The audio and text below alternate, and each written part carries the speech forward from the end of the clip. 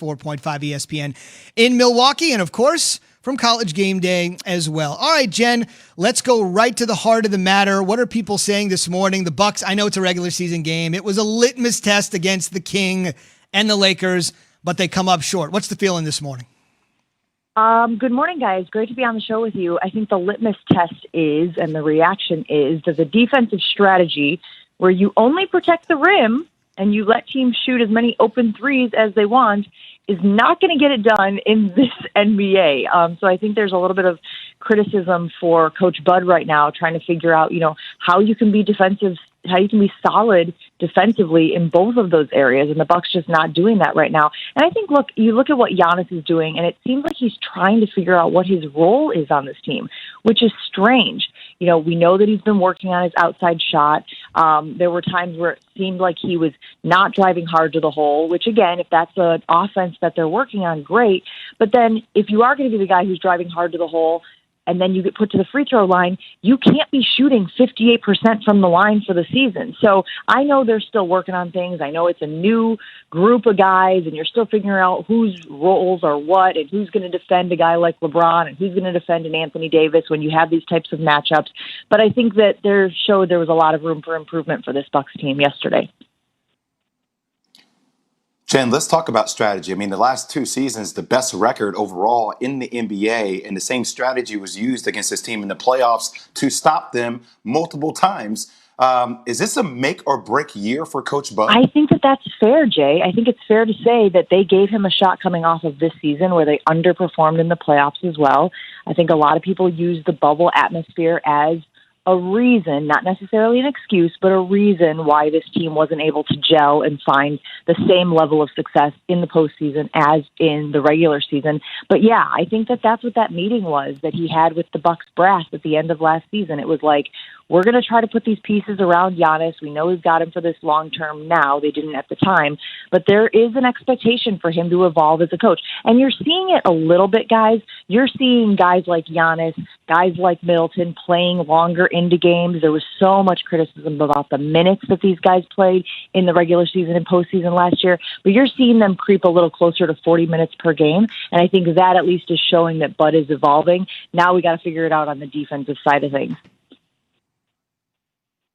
Jen, if Giannis is a skinny version of Shaq with the dominance he has on the court, does he have a Kobe on this team to help him win a world championship? Or Drew Holiday or Chris Middleton, do they have that in them to be the closers for this team? Kobe is an awfully lofty goal, right? Like, we're talking about one of the greatest players to ever play the game. But I do think that a guy like Middleton can be the go-to guy if Giannis is going to play the Shaq. I read a great article earlier this week that was making that comparison, talking about how, even we joke about his free throws and how he's kind of creeping towards Shaq numbers in the free throw area. But you saw it earlier this week when they played the Nets, guys, and there was some criticism for it. I think even on your program, talking about why wasn't Giannis taking the ball late? Why wasn't he, taking ownership of the offense? Who took that last shot against the Nets? It was Chris Middleton from the outside. So I think that there is some thought there on this team that he could be the guy. And maybe Drew Holiday as well. I've really been impressed with how he has adapted to this new squad. There are times, guys, when I'm watching this Bucks team that Drew Holiday looks like the most calm, smooth operator out there, which, again, is good for the Bucks, but you need the other guys to be there as well. Jen, forget about the Bucks. Let's talk about some real stuff, what Milwaukee really cares about right now, which is the Green Bay Packers. How excited is Milwaukee right now for the chances the Green Bay Packers could wind up in Tampa since Eric Bieniemy has come onto the scene majorly over the last couple of years of seeming as though he's going to be passed up again with only one job opening in Houston that is left, which will be interesting to see if, in fact, the Houston Texans make a decision after Sunday or even before Sunday to hire Eric Bieniemy. What I want to get back to is what Jay Will was speaking of last segment. What I was going to say, Jay, is you are right when you talk about the owners and the positions and all of those different things about having people that look like you and I that they could be friends with and understand. But what people got to understand is those same owners and people of wealth are not we're not necessarily in that club, right? We're not in country clubs. We're not in yachting clubs. Like, we don't spend a large amount of time in those type of environments. And if that's the only place that they spend time and they won't go outside to understand or meet people. And then on top of that, you got to think of it this way too, Jay, is where do owners live? Where do they frequent? Who we Exactly. may live in affluent areas, and it may be a few speckles of us spread out through some of these areas and some of these places. But as a whole, when you think about billionaires, they're not talking to millionaires on a daily basis. They're talking to billionaires or people on the cusp of becoming multi-billionaires on a everyday basis. And even if they are talking to, they're beneath them.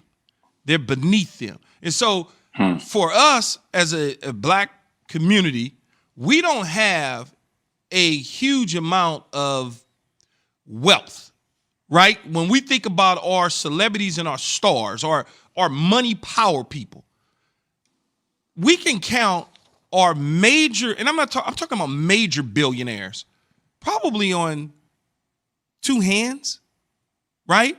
Right, that are interested potentially in sports, meaning investing their money in sports, because our wealth as a community is mainly generated. Now, look, we got doctors and successful lawyers and successful real estate developers and lawyers and people that have major wealth.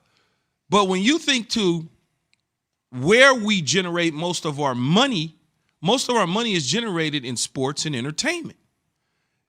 Very rarely do we see a tech company owned or started up by somebody of African American or black or however you want to describe us.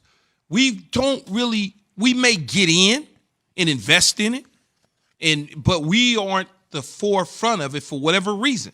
So we don't have that instant, I sold this company for $50 billion and I'm going to have $10 billion. So in the end, I can take $2 billion and go buy me a football team. We don't have that. And when we try to assimilate a team of people, the Oprahs, the Puffies of the world, it's like, well, we got Mr. Tapper, who was a minority owner of the Pittsburgh Steelers, who's already in the club, who has crazy money to just write a check. So you start there by not even being able to get into the club. Different in basketball. Because basketball, you can't, outside of the Clippers and the Lakers, there's a lot of turnover in basketball, Jay. And on top of that, football teams are valued way more. But still, there's only one black owner. That's Michael Jordan in basketball. But I hear what you're saying. There's only more one opportunity in because basketball because of Michael Jordan, but there's a number of minority partners in the NBA that happen to be African American.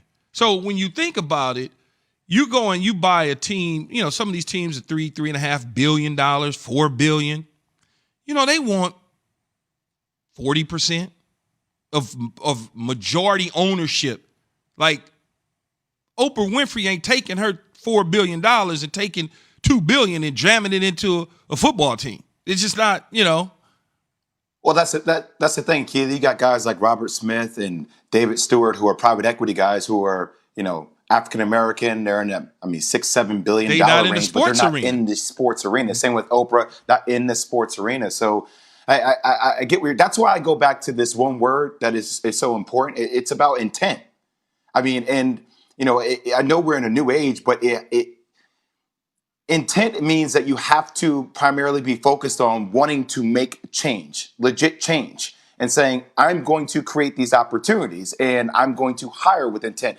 But that is, you hit the nail on the head though, Key. There aren't a lot of people that give you a diverse, wide net way of thinking when there aren't diverse people in the same room with these people. You got to get the diverse people in the room. And look, clearly we've seen several African Americans be hired in general manager spots here over the last couple of months.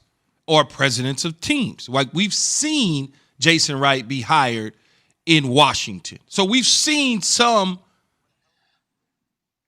Ooh, what a hell of a situation but he's navigating. But he's navigating through it, and it looks hella good. Understood. First year on the job, they go to the playoffs.